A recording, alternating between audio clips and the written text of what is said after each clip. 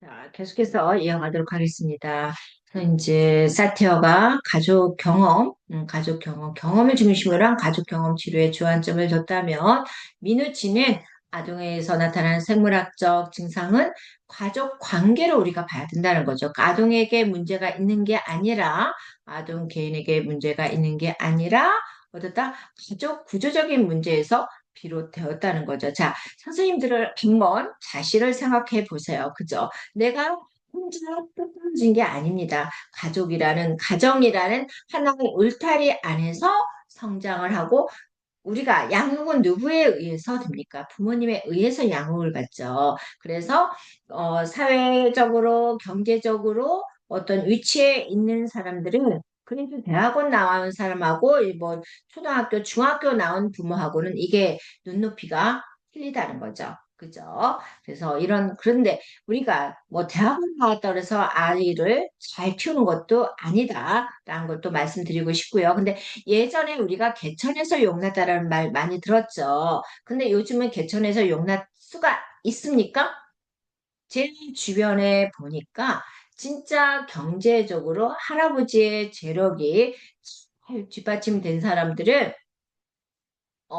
그 자녀들도 아버지의 영향을 많이 받아서 경제적인 활동하고 있고요. 그리고 그 손주, 그죠? 3살, 4살짜리 그 손주들도 할아버지의 영향력을 많이 받는 걸 보면서, 아, 방송에서 나오는 게 이게 진짜 그렇구나. 그래서 저는 제 손주가 지금 이제 11개월입니다. 조금 있으면 이제 1년 돌잔치를 하게 되어 있는데, 저도 주변에 이 사람들이, 그런 사람들이, 그러니까 그 어른들이 그 손자에게 애착 관계 가지면서 어떻게 만들어 줄 것인가, 할아버지, 할머니의 역할도 참 중요하다는 걸 알고요. 저도 우리 손주에게 어떻게 내가 좋은 영향력을 그 손주한테, 이 꼬맹이한테, 영향을 줄 수 있는, 사람으로, 할머니로, 그 역할을 할 것인가, 라는 걸 저는 요즘은 궁금하게 생각을 해봅니다. 그런데 이제는 어때요? 모든 걸 하려면 어떻게 되죠? 돈하고 머니만 해도 이 머니하고 연결이 되어 있습니다. 그래서 참 바보 같은 짓을 해요. 애를 위해서, 그죠? 아들은 뒤에 놔두고 항상 딸을 먼저 1순위로 저는 이제 키웠다 그랬죠. 지나고 나서 보니까 그게 아닌데, 근데 그런 과정을 또 이 손주한테 제가 접목시키려고 해요. 제가 상담을 받아야 되고, 제가 치료가 받아야 돼요. 나한테 집중하고 나를 위해서 살아야 되는데, 또 다시 이 손주를 요즘은 제가 더 생각을 하게 되면서, 근데 참 간사한 게요. 내가 딸한테 좀 서sup하면, 그저께 들어갔거든요. 근데, 얘도 그걸 느꼈는지 전화, 이렇게 사진을 찍어서 막 보내주고 그랬습니다. 아이의 그 사진을 11개월짜리, 뭐더라? 뭐, 그, 미모가 뭐 이런 식으로, 뭐 미친 미모 하면서 이렇게 보내주고 그랬거든요. 느낌이 이상한지 보내주지 않더라고요. 그러니까 이런 관계가 조금 가다가 부모 자녀 관계는 또 다시, 남은 아니에요. 남은 안 보면 그만이지만 부모 자녀 관계는 또 보는 게 가족이라는 거죠. 그죠? 그래서 선생님들의 연배가, 나이가 어떻게 되는지 모르겠지만 우리 손주들 앞에서도 무너지지 말고 정신줄을 잡고 갑시다. 어, 지금 속으로 그럴 거야. 너나 잘하세요. 그러시는 분이 계실 겁니다. 알겠어요. 잘할게요. 자, 이제 개요를 봅시다. 교과서 160쪽에 봐요. 자, 구조적 가족 치료는 사회적 체계로서, 구조적 가족 치료는 뭐다? 사회적 체계로서의 가족에 대한 견해를 고정적인 고정적인 관점에서 보거나, 너무 좁은 시각에서 바라보게 되는데, 어떠세요? 가족은 안과 밖의 세계가 서로 상호작용하고 세상의 규칙과 원칙을 정하여 공유한다는 거죠. 그래서 어떻게다 이 지금 가족에 대한 견해를 고정 관점, 고정 관점에서만 바라보지 말고, 그리고 너무 좁은 시야로 바라보지 말고, 어떻게 돼?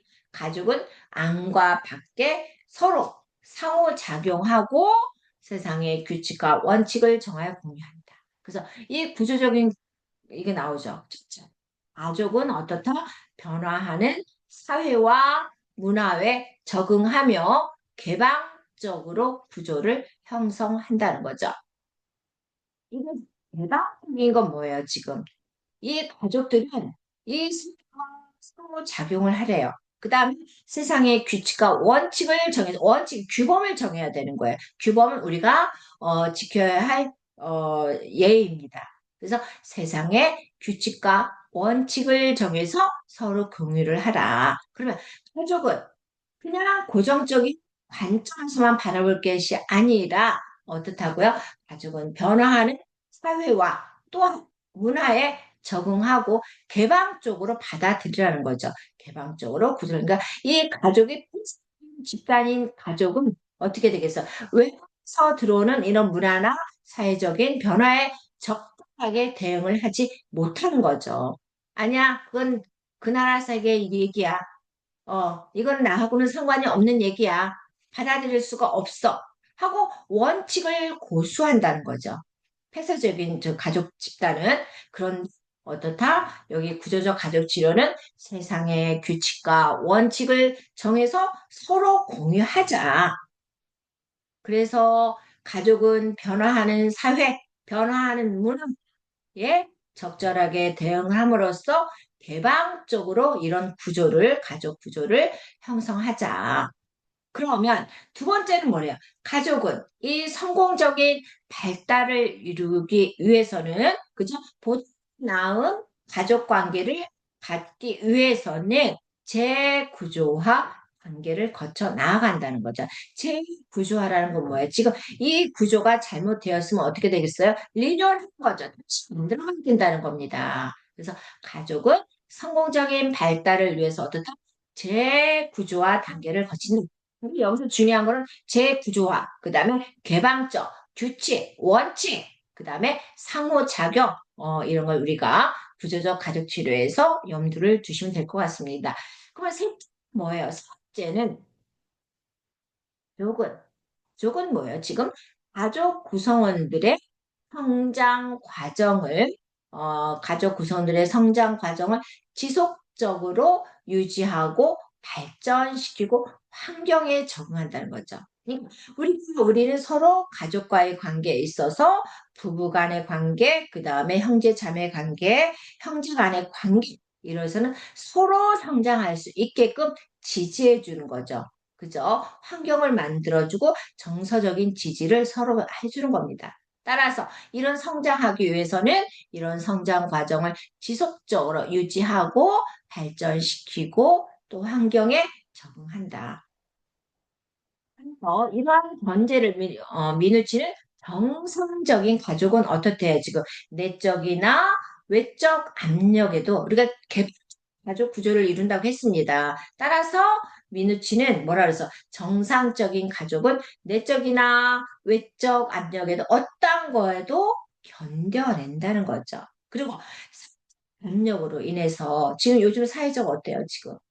우리가 어른들이 만나서 얘기할 때는 우리는 괜찮다. 근데 이제는 이 젊은 세대들이 앞으로 어떻게 잘 헤쳐나가야 되는데 라는 걸 우리가 또 이렇게 걱정하고 있습니다. 왜? 우리는 나이가 있기 때문에 이 30, 40대들이 잘 풀어가기를 바라는 거죠. 그래서 요즘, 그 선생님들 그거 아시죠? 고독사가 제일 많은 연령층은 50대. 그 다음에 자살률 1위는 40대. 고단이지. 나는 너무 고달파. 그래서 압력으로 인한, 그죠? 어떤 경제적인 압력, 사회적 압력으로 인한 긴장을 극복하고 조화롭게 지낼 수 있어야 되는 거예요. 마감하는 게 아니라 어떤 사회적 압력이나 경제적 압력이 있어도 이러한 걸 극복하고 조화롭게 지내야 된다는 거죠. 그래서 가족 구성원, 힘의 원천은 어디예요? 가족입니다. 가족한테도 지지를 못 받는데 내가 밖에 사회에 나와서 지지를 받겠습니까? 그래서 가족 구조의 각자의 역할이 아주 중요하다고 볼 수 있는 거죠. 여기 나오네요. 가족 구성원들 사이에 어떻다? 지지, 조화, 협조가 있어서 새로운 상황에도 적응하고 긴장 없이 편안하고 조화로운 상태를 유지하는 경우라고 개념했으면 이게 바로 정상적인 가족이라는 거죠. 가족은 어때요? 외적 압력도 견디고 성적 압력으로도 긴장을 풀고 조화롭게 지내자. 그래서 가족 구성원들 사이에는 어떻다? 지금 161쪽이에요. 상호 지지하고 조화를 이루고 협조가 이루어짐으로써 어떠한 새로운 상황에도 우리는 대처한다. 긴장 없이 편안하고 조화로운 상태를 유지하는 게 정상적인 가족 구조라는 거죠. 자, 그래서 민우친의 가족 치료 이론 모델은 가족 문제를 가족 구조는 틀리지 않고 하는 거죠. 자, 이 가족 치료 이론 모델에서 가족 문제를 어떻게 봤다고요? 가족 구조 내에 병이 있다는 겁니다. 나야 되는 그게 병입니까? 아니죠. 이 가족 구조 내에 만연되어 있는 어떤 질병, 불면증, 아니면 터지든지 아니면 터지기 직전이든지 이런 질병이 존재하는 것으로 보았고요. 자, 그래서 세계 주된 가정을 기초로 하고 있습니다. 그래서 지금 민우치는 가족 치료 이론 모델을 어떻게 보고 있다고요? 가족 문제를 뭐로 봐서 가족 구조에 질병, 병이 있다. 가족 구조 내에 병이 만연해 있다. 질병을 존재한다. 그래서 내면과 외면의 상호작용이 끊임없이 진행되는 것을 강조한다. 한쪽에서만 따다닥 하는 게 아니라 겉과 밖에서의 그 상호작용이 잘 조화롭게 끊임없이 그죠? 컨티뉴 끊임없이 ing 진행이 되는 것을 강조한다. 둘째, 벌써 사회적 상황은 지금 뭐라 했어? 사회적 상황은 어떤 규칙, 제도, 기관, 문화 등으로 구조화되어 있다. 자, 사회적 상황은 어떻다? 규칙이나 제도나 기관이나 문화 등으로 구조화되어 있다. 셋째는 어, 어떤 구조가 부적절하다는 것은 뭐예요? 어떤 구조가 부적절하다는 것은 구조 속에 문제가 있거나 구조 속에 문족의 그 불균형이 발생한다는 것을 의미한다. 그러니까 어떤 구조에 부적절하는 겁니다. 그 구조 안에 부적절한 관계가 있어요. 부적절하대. 그러면 이 구조 속에 어떻게 문제가 생겼고, 그죠? 그 다음에 불균형 삐걱삐걱삐걱삐걱거리는 이 불균형이 그 안에 고사리고 있다는 거죠.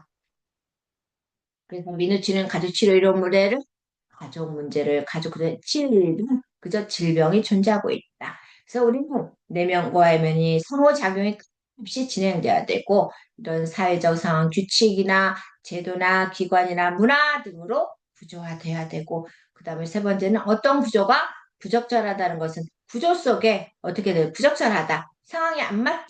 이거는 문제가 있다는 거죠. 자, 여러분들 어떻게 돼? 지금 두 사람의 연인이 있어요. 지금 어떻게 되겠어요? 지금 뭔가 삐걱삐걱 거려. 왜 삐걱거리겠어요?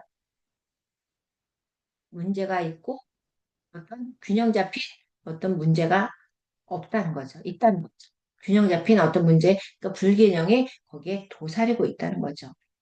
이걸 어떻게든 우리가 그래서 가족 구조의 이 질병의 원인을 알고서 쳐 나가자는 거죠. 그래서 정상적인 가족은 그죠? 봅시다. 161쪽에 정상적인 가족은 명확하고 안정된 경계를 가지고 있고요. 밑줄 그으세요.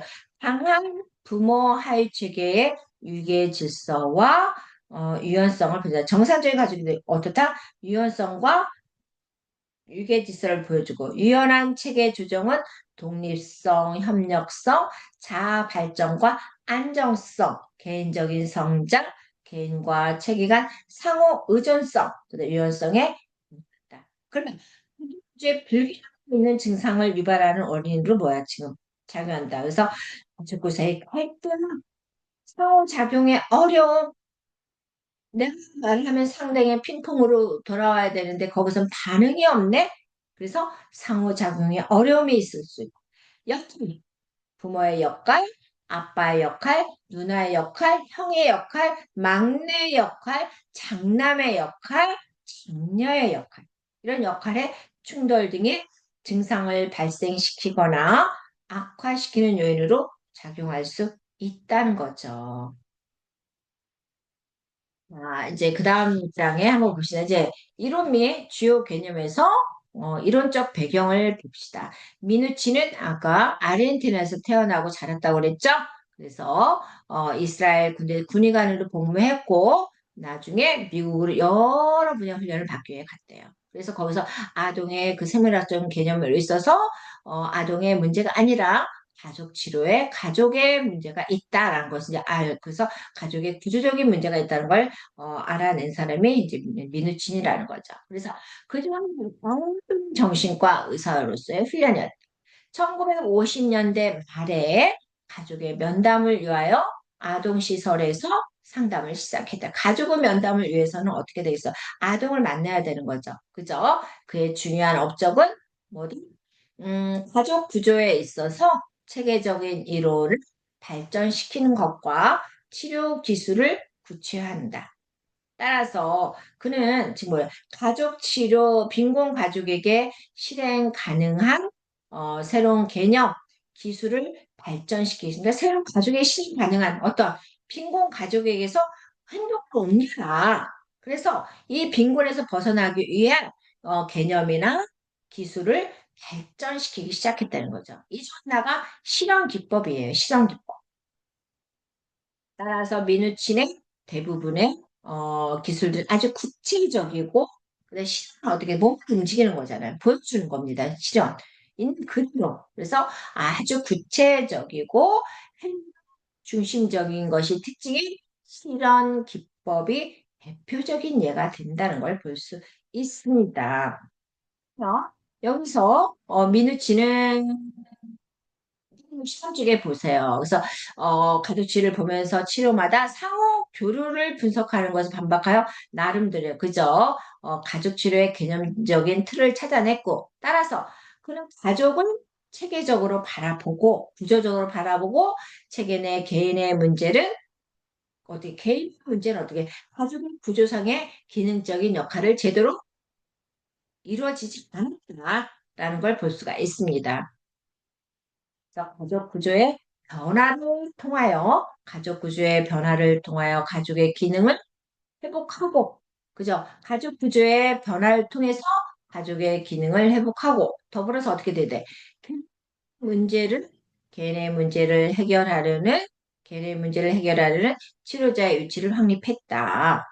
그래서 여기서, 민우치는 민우치는 증상 자체를 어떤 문제를 보지 않고 어떤 문제를 보지 않고 현재 언어적 그죠? 어떤 증상 자체를 문제를 보지 않았대요. 단지 뭘로 봤다?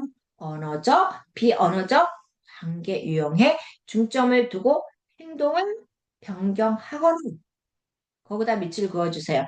하나를 쳐놓으세요. 민우치는 증상 자체를 문제를 보지 않고 증상 자체를 무너지 않고 그 가족 구조 관에 있어서의 언어적인 표현이나 비언어적인 관계 유형에 중점을 두고 그 다음에 어떻게 했어요? 변경하거나 그 다음에 행동을 변경하고 어떤 실험 기법을 통해서 행동을 변경하거나 관계를 평가하는 것 같은 재구조화 방법을 치료 목표로 저는 여기다가 밑줄 빨간 줄로 미리 공부를 하면서 밑줄을 걸었습니다. 그러니까 민우줄은 어떻다? 증상, 질병 그 자체를 보지 않고 뭐를 봤어요? 언어적, 비언어적인 표현을 보고 거기에 중점을 두고 변경하거나 행동을 변경해야 되겠죠. 그죠? 변화가 있어야 됩니다. 그래서 어떤 관계를 우리가 자매 간의 관계, 형제 간의 관계 이런 관계를 평가하는 것 같은 그죠? 행동을 변경하거나 관계를 평가하는 것 같은 재구조화 방법을 치료 목표로 삼은 게 미누친의 가족 치료 방법이라는 거죠. 자, 이제 여기서 자, 주요 개념에 있어서 주요 개념을 봅시다. 지금 미누치는 60년대 초반 에크만의 정신 분석적 형태로 이루어진 가족 치료를 매 치료마다 상호 교류를 분석하는 것을 반박하여 상호 교류를 반박하여 지금 163 맨 위쪽에 있죠. 그죠? 나름대로 가족 치료의 길들을 찾아냈다. 따라서 그는 가족 구성원들이 작은 그룹으로 그죠? 가족 구성원들이 작은 그룹으로 상호작용하는 것을 강조하고, 그죠? 상호작용하는 것을 강조하고, 가족이 자신의 역할을, 가족이 자신의 역할을 수행하기 위해서 하위 그룹들 사이의 경계를 명확하게 유지하고, 그죠? 그 경계를 명확하게 유지하면서도 다른 그룹, 그들의 자신의 역할을 수행하기 위해서 어떻게 되겠어요? 그들과의 경계를 명확하게 잘 내 역할을 수행하기 위해서는 우리가 사람과의 관계에 있어서는 명확하게 유지한다. 또 다른 그룹들과도 소통해야 된다는 주장을 펴낸 게 민우친이라는 거죠. 주요 개념 163쪽에 있습니다. 민우친의 구조적 가족 치료 이론은 체계론적 관점에 근거하고 또한 이 구성원들은 어떻다? 체계라는 개념으로 이해가 되고 있습니다. 그들 사이의 경계 설정이 중요하다는 거죠. 따라서 미누치는 이 가족 치료, 구조적 가족 치료의 근거에서 가족 구성원들 간의 작용을 보여주는 그죠? 행동으로 행동 중심적인 것이 특징이라고 그랬습니다. 이 실현 기법은 그래서 가족 구성원들 간의 상호작용을 보여주는 실현 기법, 긴장 고조, 과제를 보여주는 과제 부여 등의 기법이 있다. 자, 실현 기법, 긴장 고조, 과제. 그럼 한 체계가 봅시다. 한 체계는 지금 뭐라고 그랬습니까? 개인을 어떻게 되겠어? 개인을 가장 가족의 사회 체계로 봅니다. 그래서 가족을 시스템으로 간주할 때 가족 내에서는 다양한 하위 체계로 구성된 하나의 체계다. 그래서 가족을 둘러싼 사회적 네트워크나 사회적 관계 등의 외부 체계의 하위 체계로 작용한다. 그래서 여기서 뭐라 해서 가족의 하위치계로 본다고 그랬죠? 서브, 그죠? 서브. 하위치계는 세부는 성별이나 관심, 기능에 따라 분류될 수가 있대요. 그러니까 어떤 세대, 며느리냐, 아버지냐, 이런 세대, 성별, 여자냐, 남자냐, 뭘 관심이 있느냐, 기능은 어떤 기능을 가지고 있느냐에 따라서 이 하위치계가 분류된다. 따라서 여성 경우를 보면 며느리, 언니, 누나, 어머니, 이모, 부모가 되죠. 남성은 어때? 아들, 형, 삼촌, 남편, 삼촌, 고모부, 사위, 아버지 등이 이제 여기서는 분류가 될 수 있겠죠. 그래서 여기서 가족 구성원은 동시에 어떻다? 여러 하위직에 속하고 또 각각 다른 역할과 기능을 수행하면서 어떻게 되겠어? 상호 보완적인 서로 여성의 경우, 남성의 경우, 아들이냐, 딸이냐, 아니면 삼촌이냐, 이모냐, 이런 역할에 또 이런 그거에 맞는 기능을 수행하면서 그들 각자가 어떻게 된다? 상호 보완적인 관계를 형성하는 게 우리가 가족 구성원이라는 거죠. 그래서 아내와 남편과 부부 하유체계를 이루고 딸과 모녀 하유체계 또 뭐 있어요? 아들과의 관계 모자 하유체계 그러니까 엄마와 딸과의 뭐야 지금 모녀 하유체계 부부 하유체계 뭐야 또 모자 하유체계 또 시어머니와 며느리와의 고부 하유체계 이런 어떻게 해서 그 권력과 역할을 그죠? 가짐으로써 서로 상호, 고유의 기능을 수행하면서 서로의 관계를 형성하게 된다는 거죠. 따라서 가장 중요한 건 어떻게 되겠어요? 개인을 가족 하위체계를 보고 서로 하위체계 속한 가족 부부 하위체계, 부모 하위 체계, 모자 하위 체계, 그다음에 또 뭐였습니까? 모녀 하위 체계, 고부 하위 체계 이러한 기능과 역할을 각각가 수행하면서 상호 보완적인 관계를 형성한다라고 볼 수가 있습니다. 부부 하위 체계, 부부 하위 체계의 주요 임무는 어떻게 되겠어요? 협상 중요하죠. 우리가 부부 간에 있어서는 어떻게 되겠어? 이게 부부간에 서로 양보를 거의 요즘 젊은 세대들은 안 하죠. 그죠? 협상과 나한테는 협상만 있을 뿐이야. 타협이 있을 뿐이야. 그래서 부부간의 문제가 발생 시 협상과 조정은 부부 관계에 커다란 영향을 미치는 거죠. 부부 하이체계에 있어서. 그래서 예를 들어 외식할 때 다른 경우, 그러니까 제가 아는 선배는 지금 한 35년 차, 35년 차가 좀 넘는 것 같아요. 근데, 부부하고 너무, 부인하고 이 습관이 너무 안 맞는 거예요. 그 본인 만들어 먹더라고요. 본인이. 그 부인, 돼지고기도 안 먹고, 뭐도 안 먹고. 외식할 때 서로 이게 맞겠습니까? 그러니까 외식을 안 하죠.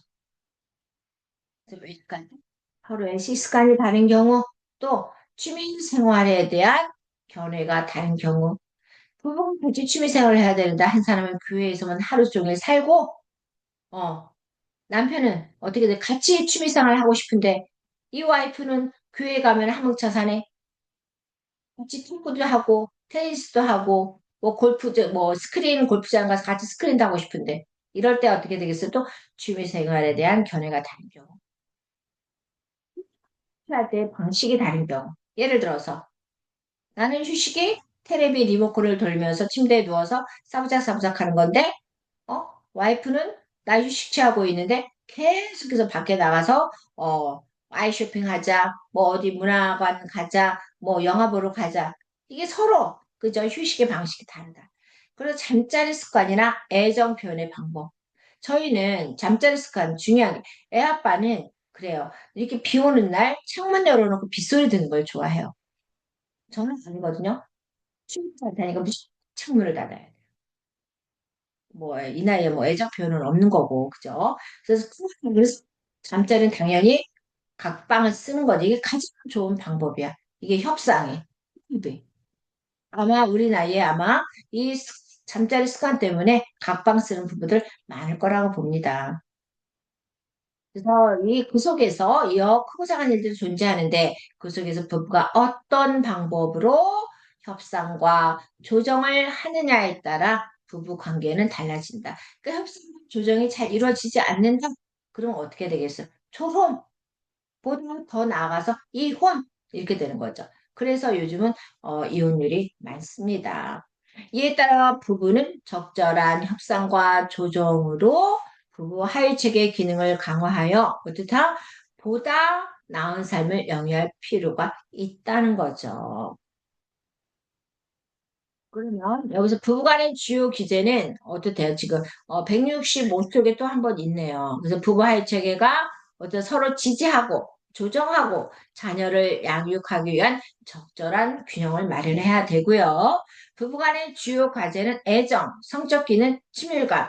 이거 부부간의 주요 과제는 애정, 성적 기능, 친밀감은 아마 3, 40대 부부들이 아닐까 싶어요. 그죠? 그죠? 그래서 전통적인 우리 사회는 부부 가위 체계에 대한 기능이 미비했지만 현대사회에서는 어떻게 되겠어 지금?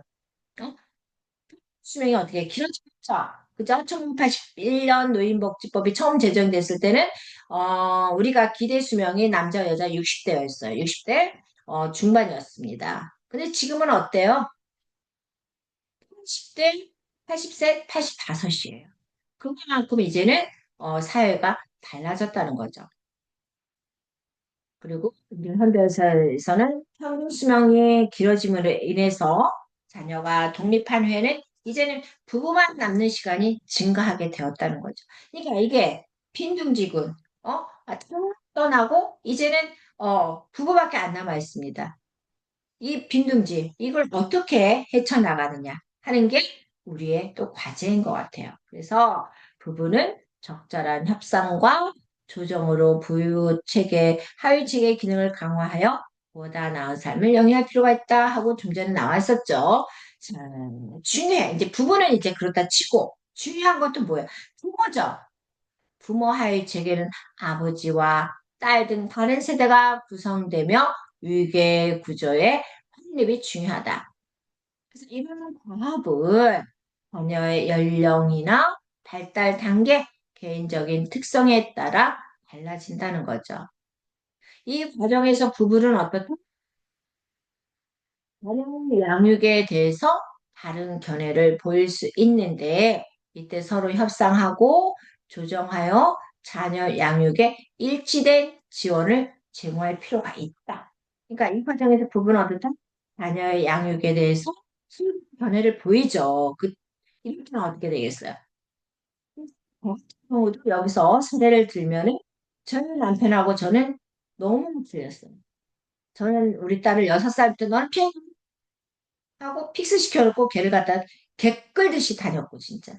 레슨 받고 나면 너 오늘 레슨 어떻게 받았니? 1시간 동안 그냥 그 레슨 받고 오면서 애를 갖다 못 살게 하고. 지나고 나니까 그것도 아니더라고요. 지나고 나니까.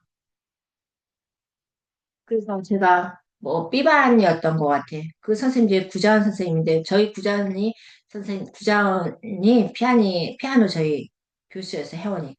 아이고 아이고 이름이 나왔네. 우리 딸 교수였습니다. 구자원 피아니스트. 그러니까 이렇게 이름이 저절로 나오더라고요. 응? 부분 자녀의 양 30대 부모들 아이를 잘 살펴보세요. 저 같은 과오를 범하지 않기를 바랍니다. 부모가 되기를 바래요. 제 수업을 듣는 우리 선생님들이 서로 변해가 있다. 그럴 땐 서로 협상하고 조정하여 자녀 양육에 일치된 지원을 제공할 필요가 있다는 거죠.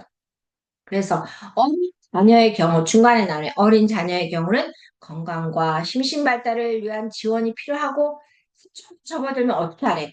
부모는 자녀가 자율성을 존중하는 방향으로 하고 그 다음에 자녀가 결혼을 하면 어떻게 된대요, 지금?